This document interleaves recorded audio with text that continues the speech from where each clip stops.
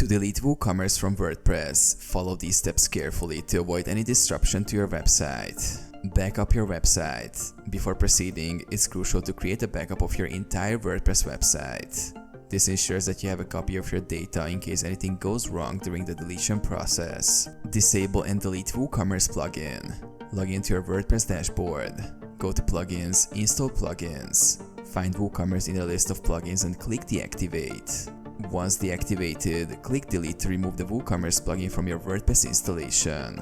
Remove WooCommerce pages. After deleting the plugin, go to Pages in your WordPress dashboard. Delete any WooCommerce related pages that were created automatically. Review and remove customizations. If you made any customizations specific to WooCommerce, you may need to remove or revert these changes manually. Clean up database tables. Use a plugin like WP Optimize to clean up database tables associated with WooCommerce. This helps remove any residual data that WooCommerce may have left behind. Check your website. After deleting WooCommerce, thoroughly check your website to ensure everything functions correctly and there are no broken links or missing functionality.